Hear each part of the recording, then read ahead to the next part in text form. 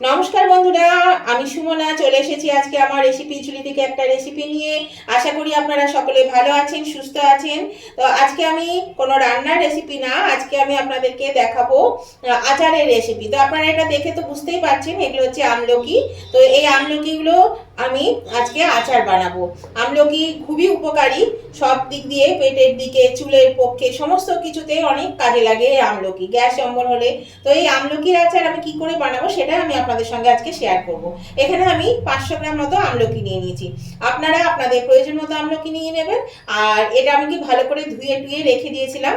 তো এবার আমি দেখুন এটা আমি কি করতে চলেছি। এরকম বন্ধুরা আমি একটা কড়ার মধ্যে জল দিয়ে দিয়েছি, আর এখানে একটা ফুটো ফুটো থালা আমি এখানে বসিয়ে দিলাম। এটা আমি ডাইরেক্ট জলে ভাপাবো না, আমি এটা একটু ভাপিয়ে নেব, সেই জন্য আমি এখানে এই ফুটো ফুটো থালাটা দিয়ে দিলাম। এর মধ্যে আমি এই সমস্ত আমলকিগুলো এর মধ্যে আমি দিয়ে দিচ্ছি, দিয়ে একটা ঢাকা দিয়ে দেব। আমি এই ঢাকাটা দিয়ে দিলাম। 10 মিনিট পরে আমি ঢাকাটা খুলে আমি এগুলো বাইরে নেব, আর মিডিয়াম আঁচে আমি এটা সেদ্ধ করে নেব। এই তো বন্ধুরা 10 মিনিট পরে ফিরে এলাম, আমি ঢাকাটা খুলে দিচ্ছি।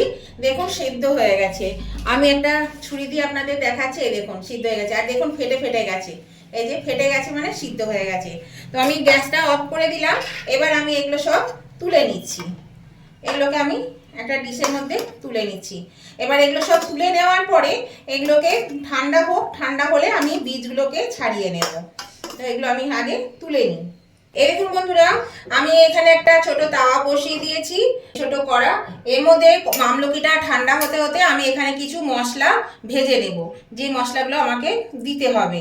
তার জন্য এখানে দিচ্ছি এখানে 3 টুকরো শুকনো লঙ্কা, 2টো তেজপাতা।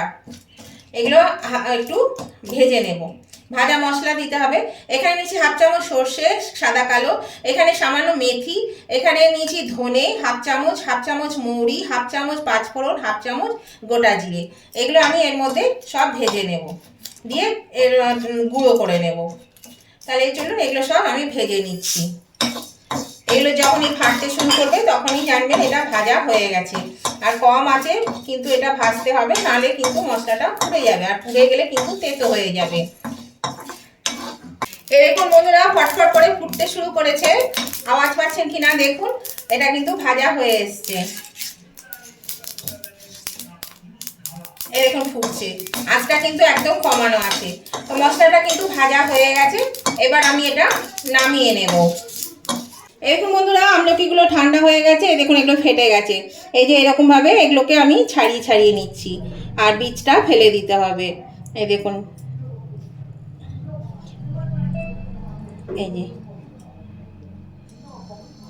এই দেখুন ছাড়িয়ে নিচ্ছি। এখনো গরম আছে, সেই জন্য গরম লাগছে হাতে। তো চলুন এগুলো আমি ছাড়িয়ে নিই, তারপর আমি আবার দেখাচ্ছি আপনাদেরকে। এখন বন্ধুরা সমস্ত আমলকি আমি ছাড়িয়ে নিয়েছি। তো এবার আমি আচারটা বানাবো। তাহলে চলুন কি করে আচারটা বানাচ্ছি সেটাই দেখবেন, চলুন। এখন বন্ধুরা আমি একটা কড়া বসিয়ে দিয়েছি, তেলও দিয়ে দিয়েছি 2 চামচ মতো। তো এর মধ্যে আমি 2 টুকরো শুকনো লঙ্কা দিয়ে দিলাম, ওই ছোট ছোট লঙ্কা, সেই জন্য 2 টুকরো শুকনো লঙ্কা দিয়ে দিলাম। আর দিয়ে দিচ্ছি এই হাফ চামচ মতো পাঁচফোড়ন। এটা আমি একটু ভেজে নেব, এটা একটা গন্ধ বেরোনো পর্যন্ত এটা একটু ভেজে নিতে হবে। এবার এই যে আমি আমলকিটা এখানে দিয়ে দিচ্ছি, আমলকিটা একটু হালকা করে ভেজে নেব। আর আমলকিটা সিদ্ধ করার সময় বন্ধুরা মোটামুটি 80 থেকে 90% সেদ্ধ করবে, কারণ এই যে রান্না করব আচারটা যখন বানাবো তখন কিন্তু এটা গুড়ের সঙ্গে বেশ খানিকক্ষণ সেদ্ধ হবে, তাহলে পুরোটাই সিদ্ধ হয়ে যাবে। তা নাহলে কিন্তু একদম গলে যাবে। আগে যদি পুরোটা সিদ্ধ করে নিন তাহলে কিন্তু গলে যাবে, সেই জন্য আগে সম্পূর্ণভাবে সিদ্ধ করবেন না, 80 থেকে 90% সিদ্ধ করে নেবেন। এবার আমি এর মধ্যে দিয়ে দিচ্ছি পরিমাণ মতো নুন, দিয়ে দিচ্ছি সামান্য একটু হলুদ গুঁড়ো, সামান্য হলুদ গুঁড়ো দিয়ে এটা একটু নাড়াচাড়া করে নেব। এই আচারটা খেতে কিন্তু ভীষণই ভালো লাগে আর ভীষণই উপকার। আমলকি। তো আপনারা যদি না করে থাকেন কোনোদিন তাহলে অবশ্যই করবেন। তবে আমলকি কিন্তু অনেকে এমনি খেতে চান না, আর একটু কষা কষা ভাবটাকে এটা ভাপিয়ে নিলে কিন্তু সেই ভাবটা চলে যায়। তো সেই জন্য দেখবেন এটা কিন্তু খেতে খারাপ লাগবে না। তো এবার এটা দেখুন ভাজা হয়ে এসছে, আমি এর মধ্যে দিয়ে দিচ্ছি, এখানে নিয়েছি আমি গুড়। এইটা হচ্ছে আখের গুড়, আপনারা কিন্তু যে কোনো গুড় দিয়ে করতে পারেন, আখের গুড় বা ভেলি গুড়। এই গুড়টা দিয়ে আমি এটা বসিয়ে দিলাম। বেশি কিন্তু ভাজার দরকার নেই, আমলকি একটু মিনিট 2 ভাজলেই কিন্তু এটা হয়ে যাবে। তো গুড়টা এবার গলতে থাকবে। তো নতুন বন্ধু যারা এখনো আমার চ্যানেলটা সাবস্ক্রাইব করেনি তাদের কাছে আমার অনুরোধ, অবশ্যই কিন্তু আমার চ্যানেলটা সাবস্ক্রাইব করে আমার পাশে থাকবেন, আর পাশে থাকা বেলটা অবশ্যই ক্লিক করে দেবেন। তাহলে যখনই আমি আমার নতুন নতুন ভিডিও আপলোড করব সাথে সাথেই নোটিফিকেশন আপনাদের মোবাইলে পৌঁছে যাবে। আর আমার উভয় বন্ধুদের কাছে আমার অনুরোধ, ভিডিওটা দেখতে দেখতে যদি এখনো লাইক দিতে ভুলে গিয়ে থাকেন তাহলে অবশ্যই কিন্তু লাইক বাটনটা প্রেস করে দেবেন। আপনাদের একটা লাইক আমাকে এগিয়ে নিয়ে যেতে অনেকটা সাহায্য করে। আর আজকের রেসিপিটা আপনাদের যদি ভালো লেগে থাকে, যদি খুব ভালো লেগে থাকে, তাহলে আপনাদের বন্ধু বান্ধব আত্মীয় স্বজন সকলের কাছে যাতে পৌঁছে যায় তার জন্য কি করতে হবে, প্রচুর পরিমাণে শেয়ার করে দিতে হবে। আর আজকের এই আমলকির আচারটা আপনাদের কেমন লাগলো সেটা জানাতে কমেন্ট করতে কিন্তু একদম ভুলবেন না। অবশ্যই কমেন্ট করে জানিয়ে দেবেন আজকের এই আমলকির আচার আপনাদের কেমন লেগেছে। আপনাদের একটা কমেন্ট আমাকে পরবর্তী রেসিপি বানাতে অনেকটা উৎসাহিত করে, আর আপনাদের মিষ্টি মিষ্টি কমেন্টগুলো পড়তেও ভীষণ ভালো লাগে।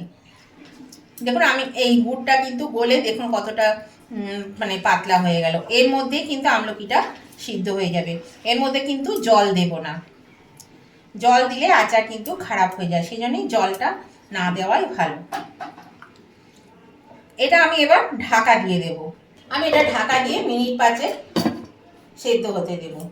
দেখুন বন্ধুরা এটা হয়ে গেছে, আর এরকমই একটু মানে ঝোল ঝোল রাখবো, এটা খেতে বেশ ভালো লাগে, সেই জন্য আর ইয়ে করছি না, মানে মারবো না। এখানে দিয়ে দিচ্ছি 1 টেবিল চামচ মতন ভিনিগার। ভিনিগারটা দিলে কি হয়, ভিনিগার দিলে পরে এই আচারটা নষ্ট হবে না আর অনেক দিন পর্যন্ত থাকবে। এবার দিয়ে দিচ্ছি এই যে ভেজে রাখা মশলা, এই মশলাটা আমি এর মধ্যে দিয়ে দিলাম।